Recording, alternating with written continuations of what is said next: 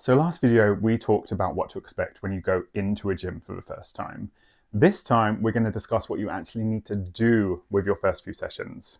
And the reason I want to cover this is because there is so much overwhelm when people first set foot in a gym. There's so much going on, there's so many people, lots of things that you've never seen, never used before, and it can feel really intimidating for a beginner. So instead of forcing you to freeze, copy a complete stranger, or leave, I'm going to break down a plan that is simple and easy for you to follow and completely adaptable, depending on what you enjoy, what you're capable of, and what you want to get from it. So for a general beginner, without knowing you personally, I would say a good approach is to go for a 3-day split. This means you're not going from zero and forcing yourself to go into the gym every single day, consecutive days. You're giving your body enough time to recover. It's going to be a nice approach for you to ease your way in. And by focusing on a 3-day split, we're able to focus on push, pull, and legs, which should, over the entire week, give you a nice balance. And then to go into it in more depth, what I want you to focus on is each workout having 5 exercises within it. I'm going to go through one of them, and then I'm going to pop the other 2 on screen so that you can screenshot. But my main focus is making these 5 exercises not set for everyone. So each one, I'm going to give you 3 options that you could pick from, depending on, like I've already said, your preferences, your capability, what is free in the gym that day. That can make a difference for people. If you don't want to stand around waiting, if you don't want to reorder and then go back to a machine, or if you reorder and then go back to it and it's constantly busy, it's good to have a different option. And just know, with the 3 options, there is no wrong choice.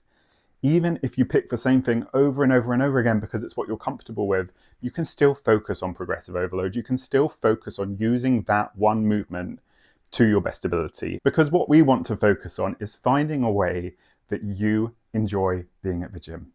And that's not going to happen if you're being forced into doing something that you don't want to do. So let's start with push. This is going to be focusing on your chest, your triceps, and your shoulders.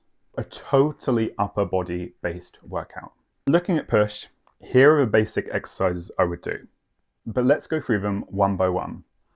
So starting with chest press, and this is one of those exercises that is a core in so many people's programs, and it's a classic for a reason. So don't rule it out just because you don't feel comfortable doing it with free weights. Instead, let's look at the options. There is the free weight option, dumbbell or barbell.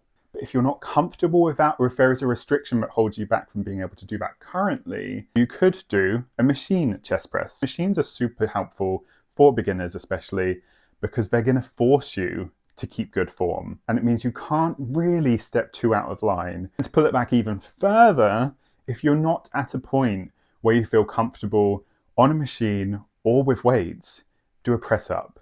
So this is the closest thing to a chest press that's completely body weight focused. And the nice thing about a press up is even within that one exercise, there are adaptations you can make to make it easier or harder. So those are the 3 options for chest press. Second exercise, shoulder press. And again, this is super similar. So what we're going to look at here is a machine shoulder press, a dumbbell shoulder press, and then a barbell shoulder press.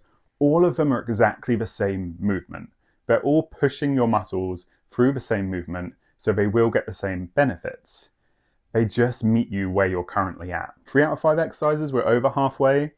We're going to do chest fly or incline press. And the nice thing about this one is you can literally change it depending on what is free in the gym and what you feel comfortable doing. So there is the cable fly, the incline dumbbell press, and the pec deck. They're all targeting the upper chest and adding pressing volume without repeating the exact joint angles as chest press, so you're getting different benefits from it. 4th, we're getting really close to the end. You're doing it. You're almost there. So 4th, we're going to do a tricep push down. You could do something like a cable push down. You could use the assisted dip machine or an overhead dumbbell extension. All of these exercises isolate the triceps. We're just looking at different equipment access points. So depending on your confidence again, choose the one that suits you best. And then finally, I would finish on a core finisher. So it's a bit different. It's still upper body. It's still in your trunk, but you're giving your chest and your shoulders and your arms a bit of a break. For the 3 potential exercises here, I would do either a plank, a dead bug, or a cable crunch. These are all relatively beginner-friendly exercise options, and there's no correct choice for these really.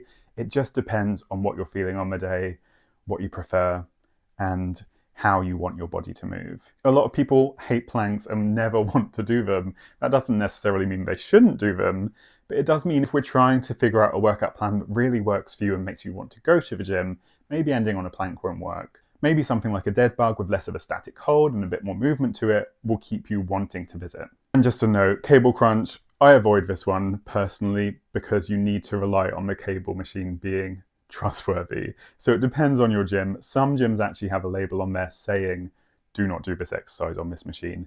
And that is protecting themselves because we've all seen those videos on Instagram where people are doing a cable crunch on the floor and the rig at the very top comes straight down onto their head.